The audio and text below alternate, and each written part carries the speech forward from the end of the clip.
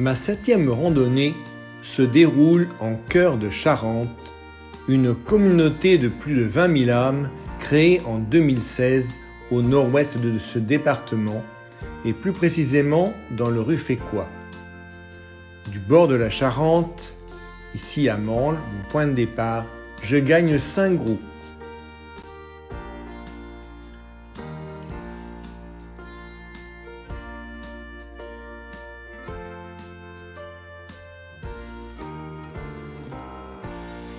Dans ce petit village, c'est la relation des habitants au fleuve qui est abordée dans ce musée. On en apprend à la fois sur la pêche traditionnelle et sur le braconnage halieutique.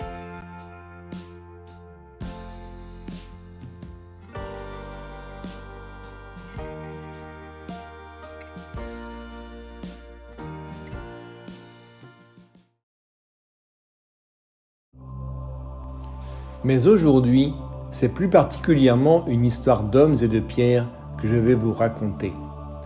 Nous sommes il y a environ 7000 ans. Succédant à l'homme des temps lointains du Paléolithique, notre ancêtre du Néolithique du Ruffécois abandonne le nomadisme et se sédentarise. Ce cueilleur-chasseur venu d'Europe centrale et du Proche-Orient déboise la forêt antique, ici l'extrémité sud de la sylve d'Argenson. Il devient agriculteur-éleveur. Il donne naissance à de profondes mutations techniques et sociales, une première révolution de l'humanité.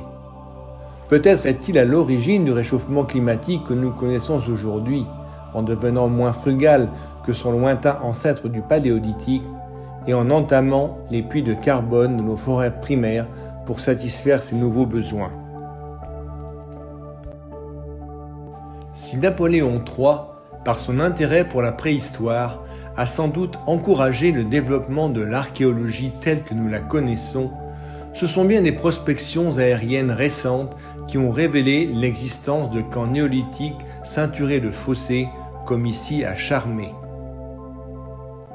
Les fonctions de ces camps et de leur construction font toujours débat dans la communauté archéologique. Habitat, lieu de rassemblement ou cérémoniel, autant d'hypothèses à lever.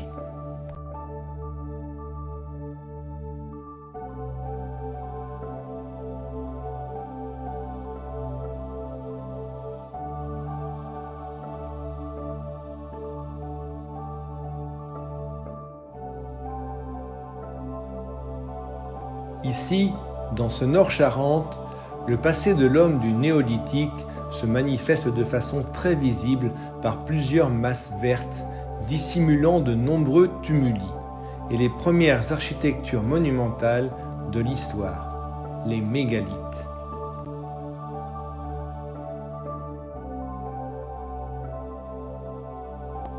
Tour d'horizon de ce patrimoine, à commencer ici par le tumulus de la Jacquille. Sur ce promontoire, il offre un panorama sur une majorité des mégalithes du secteur. Fouillé en 2014, il a livré quelques secrets. Une chambre funéraire délimitée par de grosses dalles verticales, les orthostates. Une chambre accessible par un couloir en pierre sèche équarrie, à l'entrée orientée sud-est pour être éclairée par le soleil levant au solstice d'hiver. Probablement pas un hasard. La singularité ici réside dans l'existence d'une porte mobile faite d'une dalle de pierre à gonds taillés, considérée comme la plus ancienne connue en France, voire en Europe.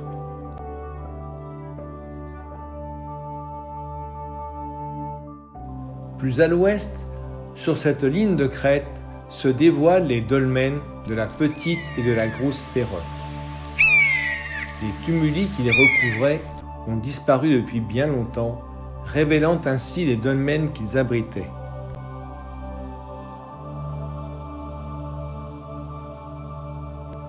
Les explorations archéologiques faites entre 2012 et 2017 ont mis en évidence les bases d'un tumulus de pierre dit cairn, ici pour la Petite Pérotte. Cette modélisation d'archéovision nous en dévoile sa forme et sa taille. à la grosse Perrotte, sous la dalle supérieure de plus de 75 tonnes, aujourd'hui fragmentée, on a trouvé des ossements et des outils du néolithique. Le tumulus de la Jacquille et les petites et grosses Perrottes sont caractéristiques des dolmens de type angoumoisin. Comme on le voit sur cette illustration, ils se caractérisent par des chambres sépulcrales quadrangulaires réalisées en maçonnerie soignée, faites de dalles verticales en emboîtures et rainures, accessibles par des couloirs souvent coudés, faits en pierre sèche, démontrant ainsi les savoir-faire importants de ces bâtisseurs.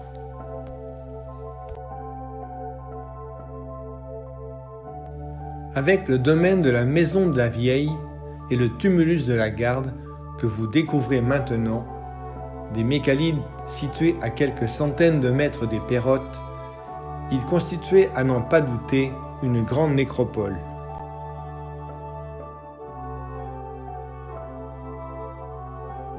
C'est à l'est de Tusson que se termine mon exploration du néolithique rufécois. La ligne d'horizon est ici mamelonnée de monticules recouverts de végétation, véritable construction de pierres et de terre. Les tumuli de la Justice, du Petit et du Gros d'Oignon et celui du Vieux Breuil. Le plus imposant, le Gros d'Oignon, mesure près de 45 mètres de large pour 150 mètres de long. Il est l'un des plus longs d'Europe. Dans la Gaule antique, ces émergences, considérées comme des marqueurs de territoire, ont peut-être servi de cairn, utiles aux légions romaines pour y allumer des feux de bornage, de balisage. Angoulême est visible du sommet du Gros d'Oignon.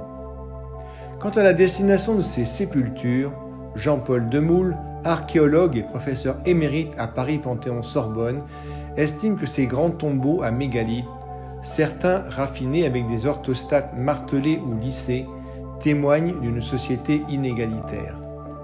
En conclusion, si les mégalithes du Rufécois n'ont pas encore livré tous leurs secrets, ils nous éclairent cependant sur les fondements de la société d'aujourd'hui avec ses problèmes et ses inégalités.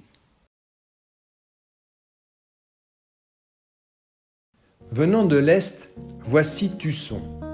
Tuchonensis, ce domaine gallo-romain qui aurait existé jadis plus au nord, vers Charmé, aurait donné son nom au village bâti autour de son église de Saint-Jacques, construite au XIIIe siècle, puis reconstruite au XVe siècle après les guerres de Cent Ans. Au 7e ou 8e siècle, un petit monastère aurait été construit en ce lieu avant d'être détruit à la Renaissance carolingienne. Cependant, à ce jour, aucune observation, aucune fouille ne valide ce passé. Les tribulations de l'histoire continueront de marquer Tusson et sa contrée.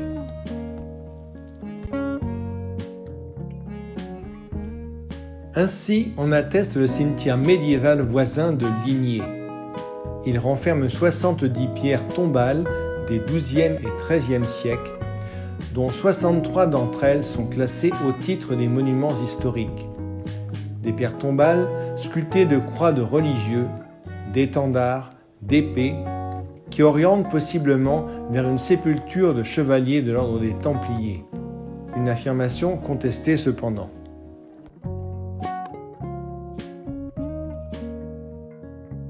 Sur la fin du Moyen-Âge, sous l'effet d'alliances et d'influences, les La Rochefoucauld, une puissante dynastie régionale, et la non moins puissante abbaye de Fontevraud, découpent le territoire en veillant à assurer paix et stabilité sociale.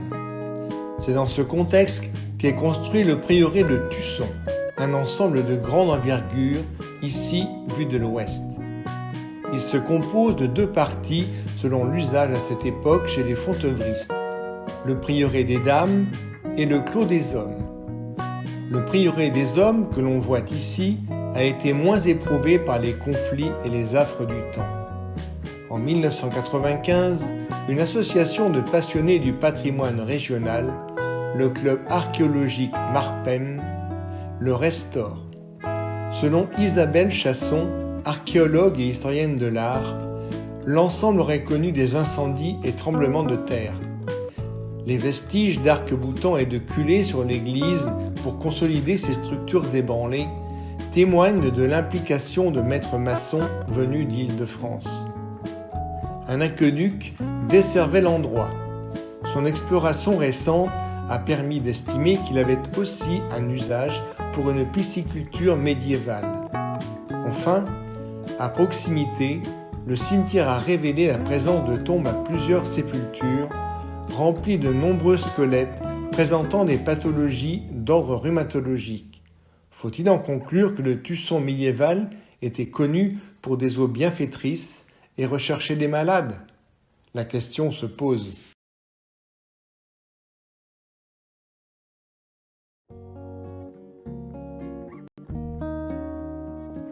Le couvent voisin des Dames, quant à lui, n'offre aujourd'hui que ses vestiges, après des guerres puis la Révolution française qui l'ont malmené et quasi achevé.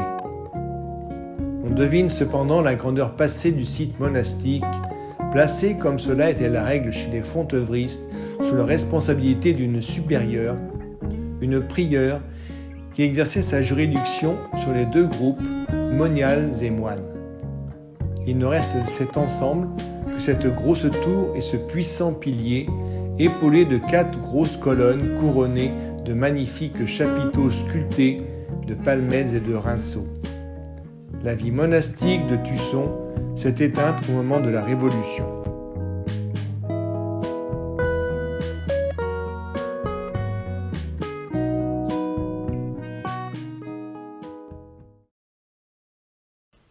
Nous sommes en 1492.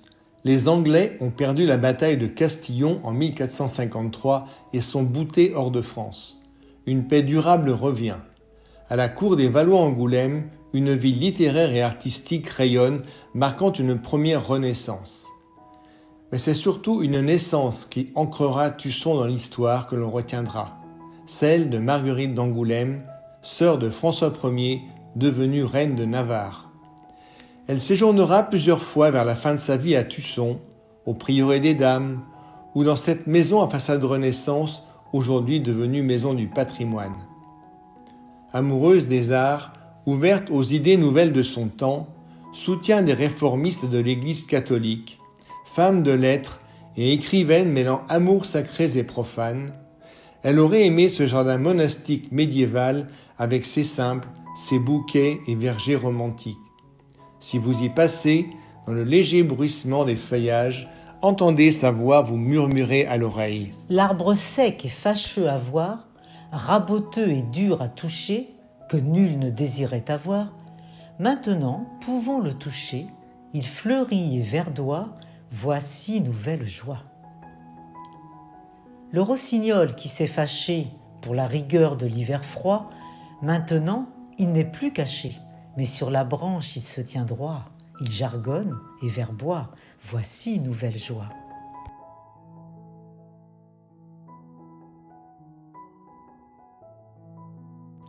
Déambuler dans Tusson, c'est découvrir les signes de la Renaissance sur les façades, comme ici dans le logis de Nicolas Pasquier, avocat, officier du roi.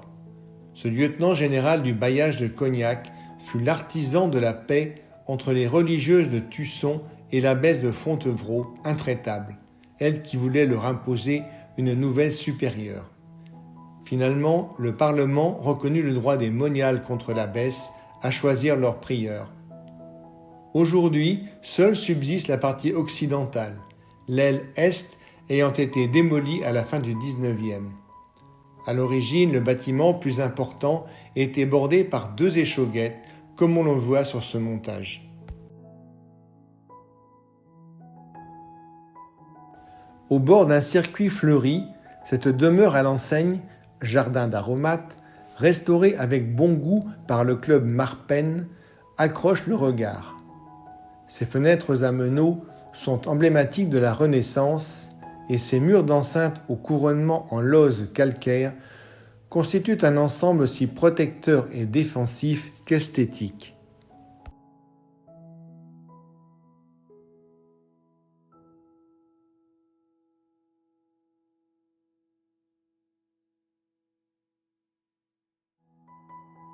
La vigne, précurseur du cognac, est indissociable de la Charente.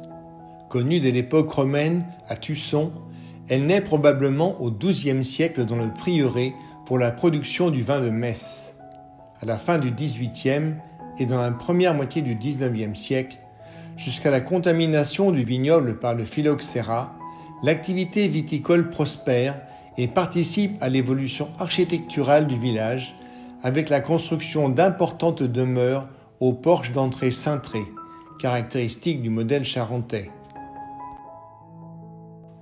À l'entrée sud du village, route d'Aigre, on ne peut pas manquer cet important logis néogothique accompagné de bâtiments agricoles du même style. C'est un ingénieur civil tussonnais de naissance, M. Joseph-Alexandre Robert, docteur ès-sciences et inventeur de notoriété nationale, qui a fait édifier cet ensemble au milieu du XIXe siècle. Les recherches de cet érudit, médaillé d'or à plusieurs reprises aux expositions nationales, ont été soutenues par le roi Louis-Philippe. Il a notamment à son actif l'invention d'un fusil à percussion centrale et de nombreux modèles de lampes à gaz qui ont équipé entre autres l'éclairage parisien. Fin de balade vers la gare de Luxé par les chemins de randonnée de la forêt de Tusson, Fouqueure, Luxé.